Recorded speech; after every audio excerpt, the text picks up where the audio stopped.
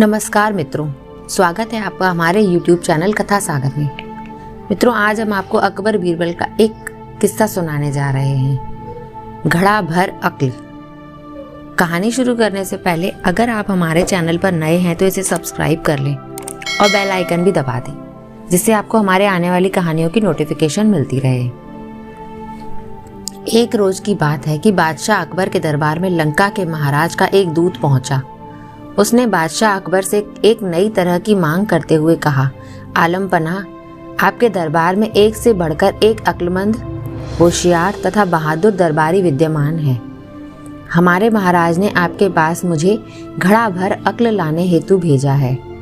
हमारे महाराज को आप पर पूरा भरोसा है कि आप उसका बंदोबस्त किसी न किसी तरह और शीघ्र ही कर देंगे। यह सुनकर बादशाह अकबर चकरा गए। उन्होंने अपने मन में सोचा, उन्होंने भी क्या बेतुकी मांग की है। भला घड़े भर अक्ल का बंदोबस्त कैसे किया जा सकता है। लगता है लंका के राजा हमारा मजाक बनाना चाहते हैं, लेकिन यदि वह इससे सफल हो गए तो। तभी बादशाह को बीरबल का ध्यान आया, लेकिन सोचने लगे कि शायद यह कार्य बीरबल के वश का भी न हो, मगर फिर भी उसे बताने में बुराई ही क्या है।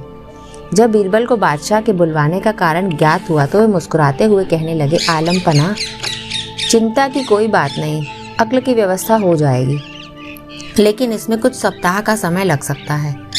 बादशाह अकबर बीरबल की इस बात पर कहते भी तो क्या, बीरबल को मुंह मांगा समय दे दिया गया। बीरबल ने उसी दिन शाम को अपने एक खास नौकर को आदेश दिया, छोटे मुंह वाले कुछ मिट्टी के घड़ों की व्यवस्था करो। नौकर ने फौरन बीरबल की आज्ञा का पालन किया। घड़े आते ही बीरबल अपने नौकर को लेकर कद्दू की बेल तक गए। उन्होंने नौकर से एक घड़ा ले लिया। बीरबल ने घड़े में एक कद्दू का फल डालकर इस प्रकार रख दिया जिससे वह घड़े के अंदर ही फले फूले। इसके बाद उन्होंने सेवक को आदेश दिया कि बाकी सारे घड़े में भी इस प्रकार कद्दू के फल को डालकर रख दो। बीरबल ने इस कार्यवाही के बाद सेवक को उन घड़ों की देखभाल सावधानी पूर्वक करते रहने का हुक्म दिया तथा खुद वहां से चले गए। बादशाह ने मोहलत का समय बीत जाने पर बीरबल से अक्ल के घड़ों की स्थिति जाननी चाहिए, तो बीरबल ने तुरंत उत्तर दिया, आलम पनाह, बस कार्य हो चुका समझें।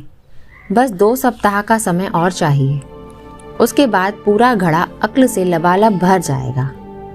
बीरबल ने 15 दिन के बाद घड़ों के स्थान पर जाकर देखा कि कद्दू के फल घड़े जितने बड़े हो गए हैं।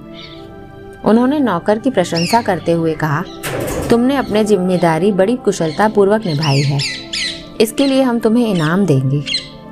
इसके बाद बीरबल ने लंका के दूत को बादशाह अकबर के दरबार में बुलवाया और उसे बताया कि घड़ा भर अक्ल लगभग तैयार है। लंका के दूत के आने पर बीरबल ने फौरन ताली बजाई। ताली की आवाज़ सुनते ही बीरबल का सेवक एक बड़ी थाली में घड़ा लिए हुए बड़ी शान से दरबार में हाजिर हुआ। बीरबल ने घड़ा उठाया और उसे लंका के दूत के हाथ में सौंपते हुए कहा, लीजिए श्रीमान, आप इसे अपने महाराज को भेंट कर दीजिए, लेकिन एक बात अवश्य ध्यान रखिएगा कि खाली होने पर हमारा यह कीमती बर्तन हमें जैसे का तैसा वापस मिल जाना चाहिए। इसमें रखा अक्ल का फल भी तभी प्रभावशाली साबित होगा जब इसे किसी भी तरह का नुकसान न पहुंचे। घड़ा लेकर दूत के जाते ही बादशाह अकबर भी अपनी उत्सुकता को दबा न सके। वे फौरन कह उठे, बीरबल, अक्ल का फल हमें भी दिखाओ ना। अभी अभी तुम कह रहे थे कि ऐसे 5 घड़े और भी रखे हैं। अभी मंगाए देता हूँ आलम पनाह, बीरबल ने उत्तर दिया। बादशाह के कहते ही घड़ा मंगवा दिया गया। जैसे ही उन्होंने घड़े में झांका तो उन्होंने उसमें पूरा का पूरा कद्दू भरा हुआ पाया। यह देखते ही बादशाह को हंसी आ गई। वे बीरबल की पीठ थोपते हुए कहने लगे, मान गए भाई, तुमने भी अक्ल का क्या शानदार फल पेश किया है। लगता है इसे पाकर लंका के राजा को बुद्धिमान होने में तनिक भी देर नहीं लगेगी। मित्रों, अगर आपको हमारी ये कहानी अच्छी लगी हो तो इसे शेयर करना ना भूलें। मिलते हैं अगली कहानी के साथ।